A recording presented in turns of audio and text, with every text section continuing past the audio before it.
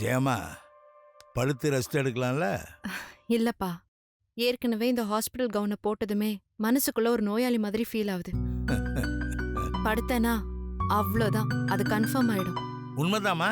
அதை விட முக்கியமா இந்த ஹாஸ்பிட்டல் சாப்பாடு, அதை சாப்பிட்டா இன்னும் மோசம். அதான் அப்பா பக்கத்துல திருநெல்வேலி தோசை கடையில கல் தோசை வாங்கிட்டு வந்திருக்கிறேன்.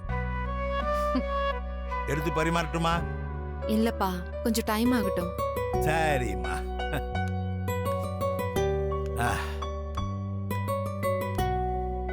உங்க மாப்பிள்ளை எங்கப்பா? இன்னும் ஆள் என் கண்ணிலே படல. இளநீர் வாங்கிட்டு வரேன்னு சொல்லிட்டு போனாரு. வாங்கிட்டு வந்துருவாரு.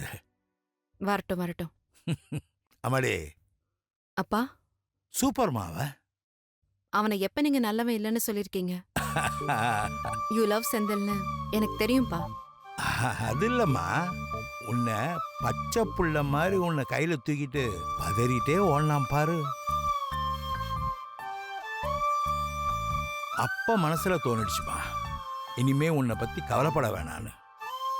என்ன நைஸா கழட்டி விடுறீங்க? ஐயா, அப்படிலாம் இல்லம்மா. உன்னை யோசிச்சு கவலைப்படுறதுக்கு என்னோட பெஸ்டா ஒருத்த வந்துட்டான்ற தைரியம் தான். அழுதானா? அப்புறம் மாட்டானா? தேம்பி தேம்பி அழுதாம்மா, சின்ன புள்ள மாதிரி. உடனே நீங்க நம்பிட்டீங்க அவனை? அதனாலலாம் ஒண்ணும் இல்ல. அவனை நான் நம்ப ஆரம்பிச்சு ரொம்ப நாள் ஆச்சு. இல்லப்பா, எனக்கு என்னவோ வீட்டோட மாப்பிள்ளைய வரதுக்கு முழு மனசோட சம்மதம் சொன்ன மாதிரி எனக்கு தெரியல. யாருக்குமா அதுக்கு முழு மனசோட சம்மதம் சொல்ல முடியும்? அப்பா. ஆமாமா, உன் கூட உன் வீட்டுல வாழலாம்னு முடிவு பண்ணிட்டாலும் அவங்க அம்மாவுக்கு தப்பு பண்ணிட்டோமோன்ற குற்ற உணர்ச்சி அவனுக்குள்ள இருந்துகிட்டே தானம்மா இருக்கும். அதை என்கிட்ட ஓப்பனா சொல்லலாம்லப்பா. என்னமே நீ புதுசா குழப்ப ஆரம்பிக்கிற? அவன் எல்லாம் முழு மனசோட தான் சம்மதம்னு சொன்னான். அதுக்கு இல்லப்பா. அம்மாடி, உங்க 2 பேருக்கு நிச்சயம் முடிச்சாச்சு. எப்படி நல்லபடியா சேர்ந்து வாழணும்ன்றத மட்டும் யோசிங்க. திரும்பவும் ஒரு யோசிக்க ஏற்படாதம்மா. பாப்போம். ஒரு பாப்பாவும் கிடையாது.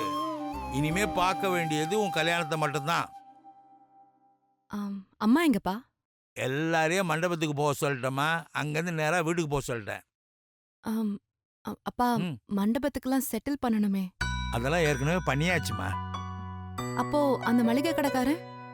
அவனுக்கும் கொடுத்தாச்சுமா. பணம் வந்துருச்சா? யாரு, ரவி அங்கிள் கொடுத்தாரா? செட்டில் பண்ணியாச்சுன்னா விடம்மா. அது தெரியுதுப்பா, பணம் யார் கொடுத்தாங்க? செந்தில் தாம்மா. அப்பா, நான் அவன்கிட்ட எதுவும் கேட்கலம்மா. மளிகை கடைக்காரன் கிச்சன்ல என்கிட்ட மல்லு கட்டிட்டு இருந்தான். மாப்பிள்ளை பார்த்துட்டு,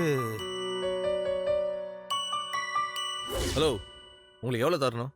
மாப்பிள்ள நீ கொஞ்ச நேரம் சும்மா இருக்கியா? ஐயா, அதெல்லாம் வேணாப்பா. ஓ, நீ கண்டவங்கிட்டலாம் திட்டு வாங்குவ, ஆனால் உன் மாப்பிள்ளை கிட்ட காசு வாங்க மாட்டேன். இவர் அக்கௌண்ட்டை செட்டில் பண்ணிட்டு வா. இந்தா போங்க, போய் வாங்கிக்கோங்க. ரொம்ப பெரிய ஆள்மா அவன். அவளை போட்டு இனிமே எதுக்கும் டார்ச்சர் பண்ணாதீங்க, நான் இருக்கேன், எதா இருந்தாலும் என்கிட்ட கேளுங்கன்னு உண்மையா சொன்னாமா. சத்தியமா சொல்றமா, அந்த வார்த்தையில பொய் இல்லை. உன் மேல அக்கறை, அன்பு, உன் கஷ்டத்தை பார்த்த கரிசனம், அது மட்டும்தாமா அந்த வார்த்தையில இருந்துச்சு.